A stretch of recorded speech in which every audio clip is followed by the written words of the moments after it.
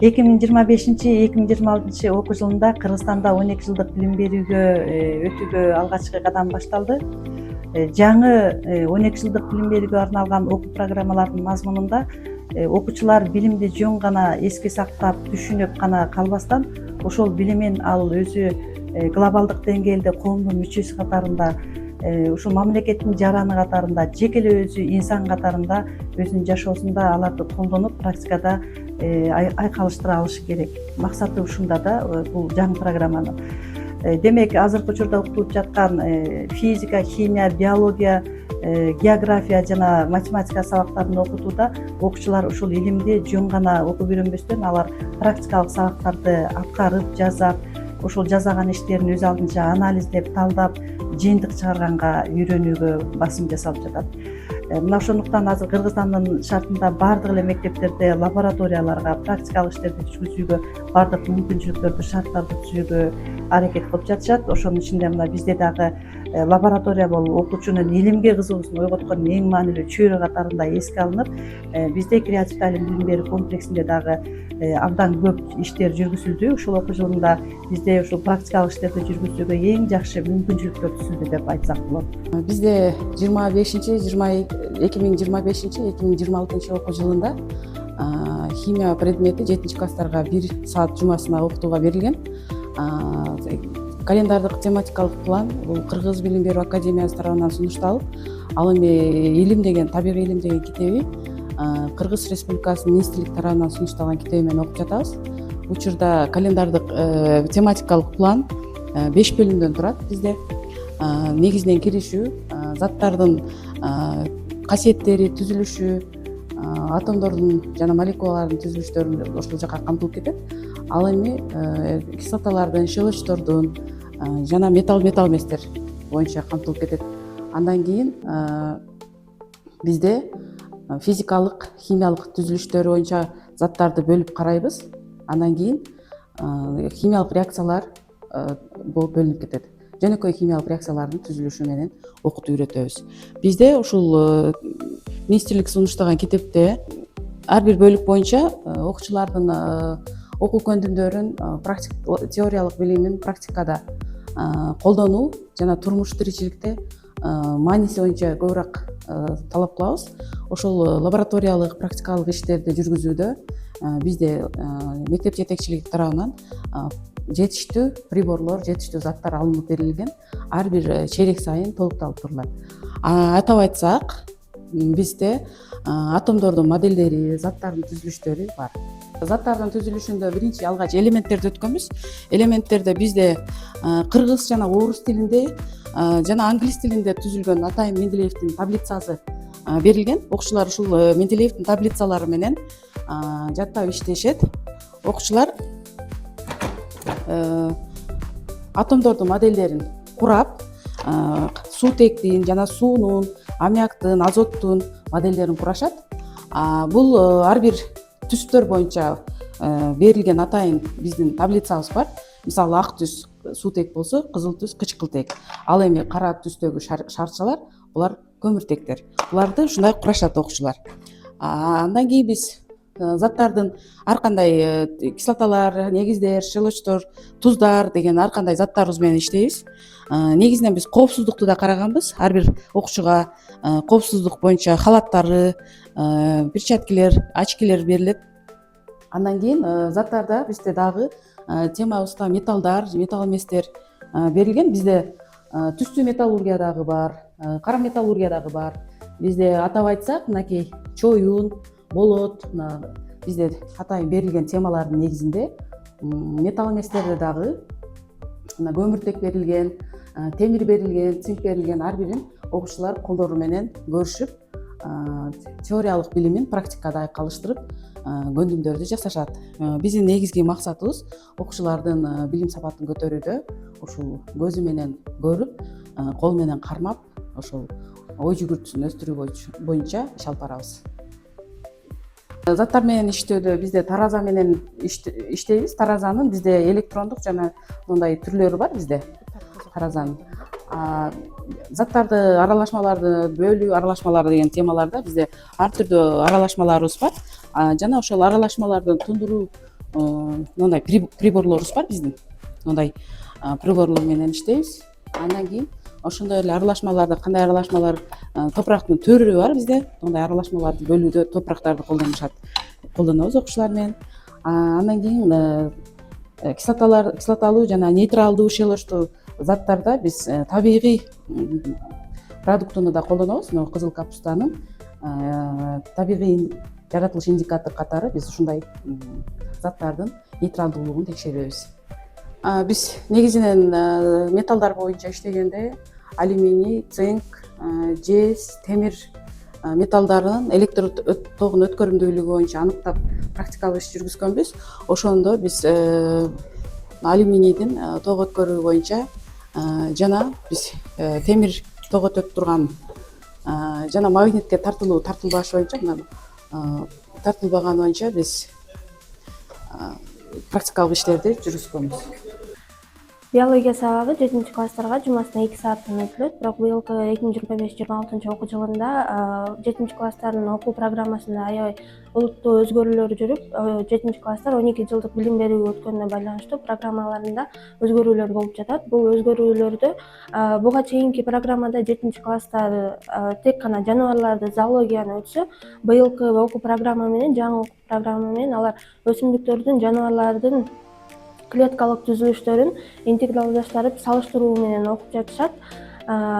Окуу китептери, окуу куралдары боюнча айтып кетсек, 7-класстар илим аттуу китеп менен окуп жатышат. Ал окуу китебинде жаныбарлардын жана өсүмдүктөрдүн клеткаларын салыштыруу менен жана ошондой эле азык чындыры боюнча маалыматтар кенен берилген.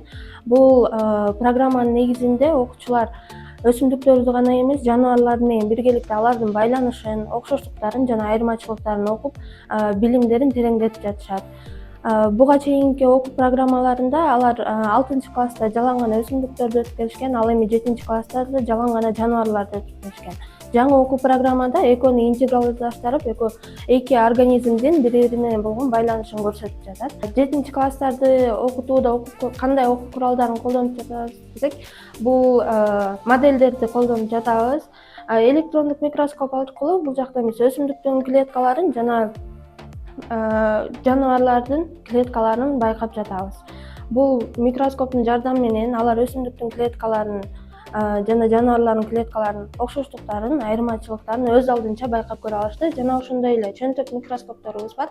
Чөнтөк микроскоптордун жардамы менен булар окуучулар колго алып, сыртта өсүп жаткан өсүмдүктөрдү үзбөй, алардын органына кандайдыр бир жаракат келтирбей, өз алдынча көрө алышат. Ал эми бул модельдерди байкасаңыздар, бул органдардын түзүлүшү, алардын бөлүктөрү, формасы, даана так көрсөткөн. Ал эми жаныбарлардын модельдеринде болсо, алардын органдары, жайгашкан ордулары, формалары так даана көрсөтүлгөн. Буларды көрүү менен окуучулар өздөрү элестетип, кайсы органдары кайсы жакта жайгашканын байкап көрө алышат. 2025-2026 окуу жылы 12 жылдыкка өткөндүгүнө байланыштуу 7-класстын физика предметинде дагы бир канча өзгөрүүлөр болду.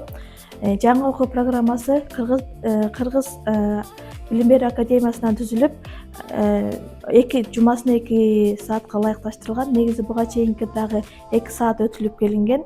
Эми өзгөчөлүктөрүнө токтоло кетсем, быйылкы окуу жылында, мурунку окуу жылында биз механика бөлүмүн гана окутсак, ал эми быйылкы жаңы программада бизге механика бөлүмү, электричество бөлүмү, заттардын түзүлүшү жана космос физикасы бөлүмдөрү кошулду.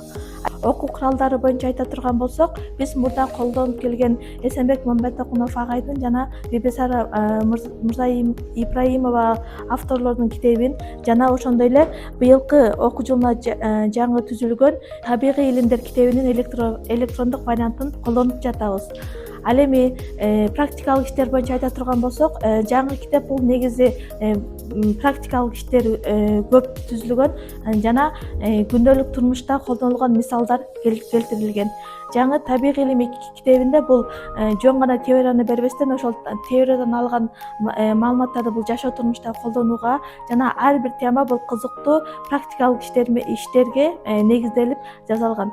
Ошол максатта бул биздин мектепте заманбап лабораториябыз дагы түзүлгөн.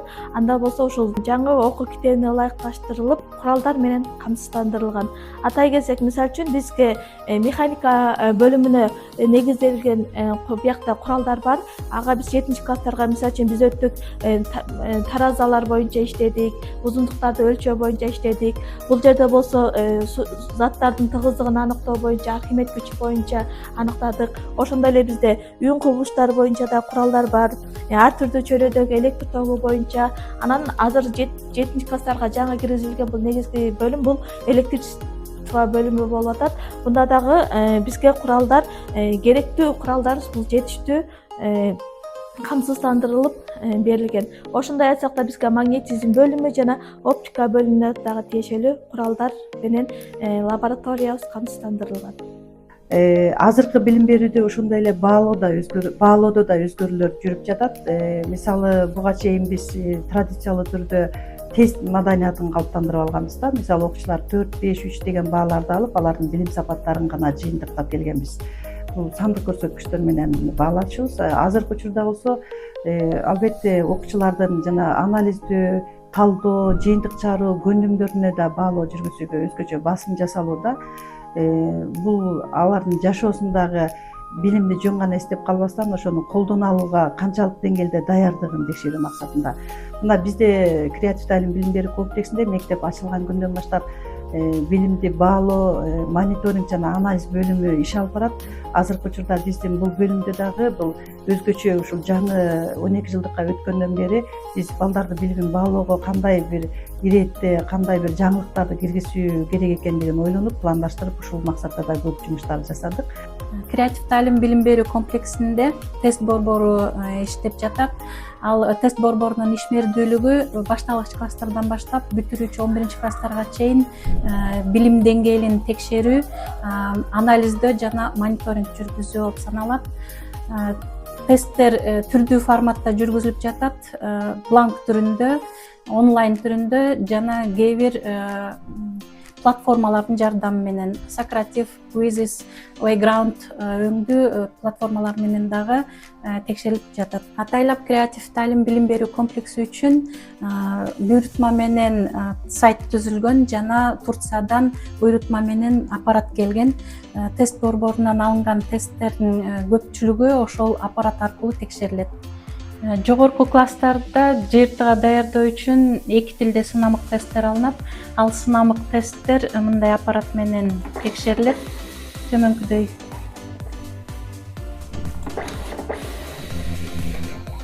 Жана андан сырткары 9-класстарда комплекстүү тесттер алынат.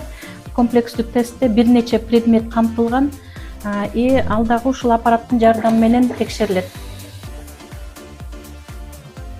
Башталгыч класстан жогорку класстарга чейин ар бир предметтен тесттер алынып турат. Ал тесттердин жыйынтыгы бир базага түшөт. Ал базаны көрсөтө кетсем, мисалга бир классты алсак, 5-2 алалы. Математика предметинен тематикалык тесттер алынып турган. Бул жерде ар бир класс жетекчиси кайсы предметник мугалим, канча окуучу 5 алды, канча окуучу келбей калды, бардык маалымат көрүнүп турат. Жана тест кайсы тема боюнча алынды эле. Ар бир окуучунун ар бир суроого жооп бергендиги, туура жооп бере алгандыгы, туура эмес жооп бергендиги маалымат көрүнүп турат. Мисалы, Абдибеков Алинурду алсак, жалпысынан 20 суроодон 17сине туура жооп берген дагы 5 балдык системага өткөргөндө бул бала 4 алган. Андан сырткары ушул эле жерде ар бир суроо кайсы тема боюнча берилип атат. Ошол маалымат да көрүнүп турат. Бул жерде класс боюнча, мисалы, ушул суроого бөлүнүүчүлүк белгидегенге 18 окуучу туура жооп бере алганда, 2 окуучу туура эмес жооп берген. Ушундай да маалымат көрүнүп турат. Мына сырткары жалпы класстын проценттик көрсөткүчү, билим сапатынын көрсөткүчү да көрүнүп турат. Жалпы бир параллель класстан тест алынып бүткөндөн кийин ошол класстарга сабак берген предметник мугалимдер менен жолугушуу өткөрүлөт да, ал жерде завуч менен биргеликте ар бир класстын тести, ар бир окуучунун тести талкууга алынат жана предметник мугалимдер менен биргеликте завуч менен ар бир класстын ар бир окуучунун жыйынтыгы талкууга алынат жана проценти чыгарылып турат. Мындай болот.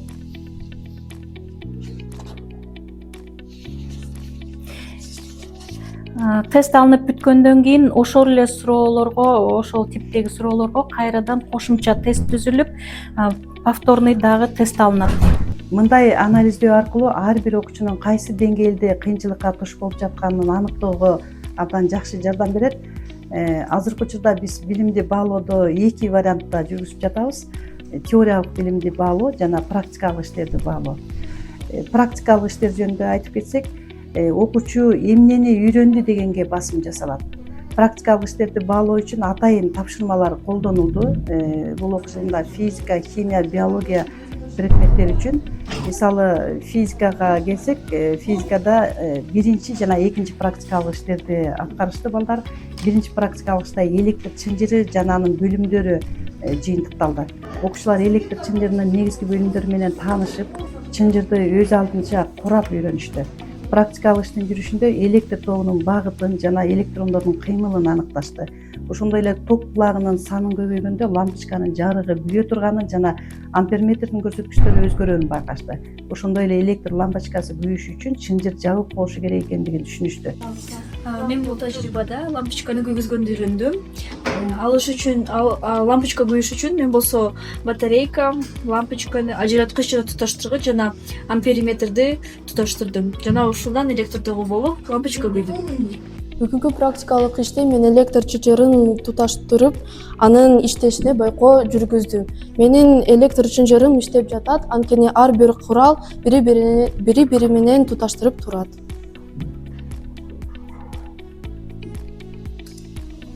Менин сүрөтүмдө мага вольтметр, гальваникалык элемент, өткөргүч, лампочка, каршылагыч жана амперметр берилди. Бул жактан карасак, биякта вольтметр, лампочка, гальваникалык элемент, каршылагыч жана каршылагыч бар. Бизге экинчи тапшырма берилди. Экинчи тапшырмада чынжырды курап, электр лампочкасынын күйүшүн жана амперметрдин көрсөткүчүн карагыла деген тапшырма берилди. Мен бул иштен кийин схеманы колдогондугун үйрөндүм. Мисалы мен өзүм үйдөгү кадимки эле токтун жардамы менен лампочканы күйгүзө алам. Практикалык иш окуучулардын байкоо жүргүзүү, салыштыруу жана жыйынтыктарды чыгарууга көңүлдөрүн өнүктүрөт. Ошондой эле бул теориялык билимдерин тест тапшырууда дагы, практикалык иштерде дагы бекемдегенден кийин алардын жашоо кырдаалында кейс суроолордо болот. Бул кырдаалдык тапшырмаларды дагы берип текшерип көрдүк. Бул тапшырмага мисалы телефон заряддарын туура тандоо жана бак кубаттоону аныктоону тууралаганбыз. Бул жерде окуучулар чыңалуу ток күчүн жана кубаттуулук түшүнүктөрүнүн өз ара байланышын салыштырып, кубаттуулукту эсептөөгө үйрөнүштү. Тагыраагын айтканда, балдар өздөрүнүн колуна ар бири телефондун зарядкаларын алып, анын ичинде жазылып турган сандарды, терминдерди, физикалык чоңдуктардын тамгаларын анализдеп, талдап, андан кийин таблицаларды толтуруу менен алар телефондун зарядкасы менен кантип иштеш керек экендигин, аны кантип тандаш керек экендигин үйрөнүштү десек болот. Зарядкамдын кандай күчтө зарядтай алганына байкоо жүргүздүм. Алар жогору, орто жана начар күчтө зарядтай алат. Мисалы менин зарядкам 35 ватт болгондуктан ал жогору зарядтай алат. Мен зарядкамдын ваттын жана вольтун табып, аларды эсептеп кубаттуулугун таптым. Ошондой эле менин зарядкамды кубаттуулугун тапкандан кийин кандай тобуна кирерин эсептедим. Менин зарядкам 35 ватт болгондуктан менин зарядкам жогору тобуна кирет. Эгерде зарядник адаптеры болсо 18 ватт болсо, андан чогуу болсо бул жакшы зарядник экенин мен түшүндүм. 10 зарядты ватт зарядка бул болсо жаман зарядка экенин билсек болот. Алардын айырмасы жакшы зарядка ал болсо жакшы баттыраак заряддайт, жаман зарядка кечирээк заряддайт. Мен бул практикалык иште менин зарядкам канчалык заряддайт, баат заряддайт экенин түшүндүм.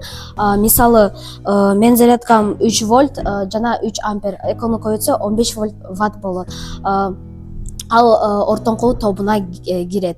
Мага бат зарядтаган зарядка керек болсо, анда мага 18 ватт или 20 ватт тобуна кириш керегин зарядка алыш керек. Мен бүгүн өзүмдүн зарядкамдын канча убакытта зарядтарын түшүндүм. Менин зарядкам 11 вольт 5 ампер. Аны көбөйтсөк 33 ватт болот. Демек менин зарядкам 33 ватт.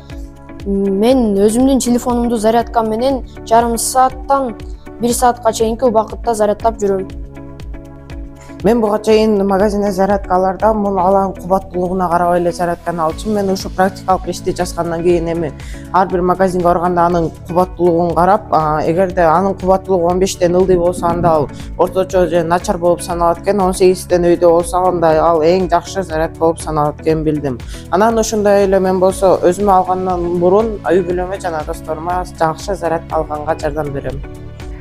Ал эми химия предметинде болсо практикалык иш дагы эле ушундай 2 бөлүмдөн өткөрдүк. Бул жерде окуучулар материалдарды колу менен текшерип, кайсы металл магнитке тартылат өздөрү аныкташты. Айрым окуучулар монетанын курамын магнит аркылуу аныктоого аракет кылып, сабакка чоң кызыгууларын көрсөтүштү. Мисалы, темир, никель, кобальт сыяктуу айрым металлдар магнитке тартылары практикалык иштер аркылуу көрсөтүлдү. Бул металлдардын ордун таблицадан таап, алар 3 металлды салыштырганды үйрөнүштү. Биз бул жерде алюминий, жез, темир жана көмүртөктү көрүп турабыз. Бул жерде алюминий магнитке тартылбайт, жез дагы магнитке тартылбайт. Көмүртөктү да магнитке тарта албайбыз, бирок бир гана металл, темир магнитке тартыла алат. Мындан сырткары биз биз менен касынысы электр тогун өткөрүүнү текшерип көргөнбүз. Алюминий, жез жана темир электр тогун өткөрөт, ал эми көмүртек, графит электр тогун өткөрө албайт. Мен 2 тыйын жана 3 сувенир менен тажрыйба жасап көрөйүн, арды тартып көрөйүн. Биз көргөндөй чыныкай тыйындар тартылып жатат. Ал эми сувенирлер тартылбайт.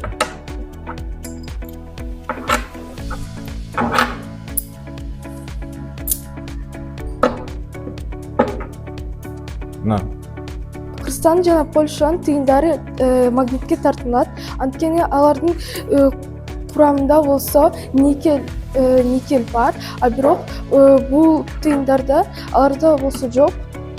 Бул үчүн алар тартылбайт. Алар болсо темир эмес, анткени темир болсо ал дат басып кетет. Ошондой эле биология сабагына келсек, биологияда окуучулар микроскоптун түрлөрү, жаналар менен иштөө ыкмалары менен таанышып, практикалык иштерде кол микроскоптор менен электрондук микроскоптор менен иштегенди үйрөнүштү. Булар клеткаларды көрүүгө аракет кылышты. Кол микроскоптор менен, ошондой эле микроскоп менен биринчи жолу клеткаларды көргөн окуучулар абдан кызыгууну жаратышты. Азыр сизге микроскоптун түзүлүштөрүн айтып беребиз.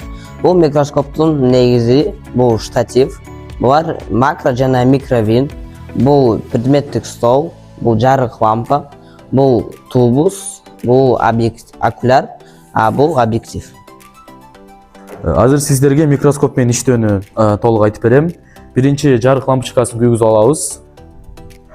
Анан предметтик столго даяр препаратты коюп алабыз.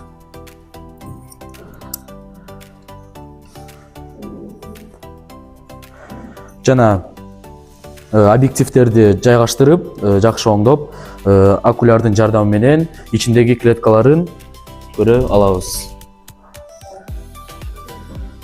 Бул чөнтөк микроскоп, анын жөнөкөй эле түзүлүшү болот. Окуляры, тубусу, микровинти, жарык берүүчү лампочкасы жана объективи. Бул микроскоп менен лабораторияда гана эмес, кадимки эле жаратылыштагы өсүмдүктөрдүн клеткаларын карап көрсөк болот.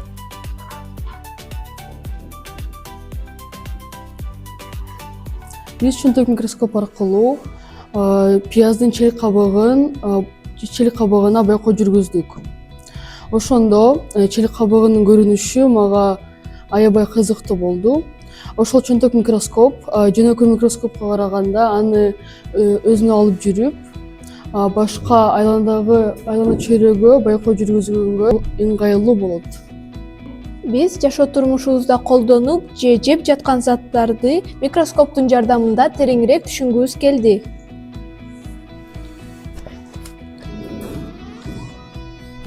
Биз бул лабораториялык иште пияздын чел кабыгын микроскоп аркылуу көрдүк. Пияздын клеткасы сүрүү формада экенин жана цитоплазма ядросу бар экенин түшүндүк. Ядросун биз йод аркылуу даана көрө алабыз.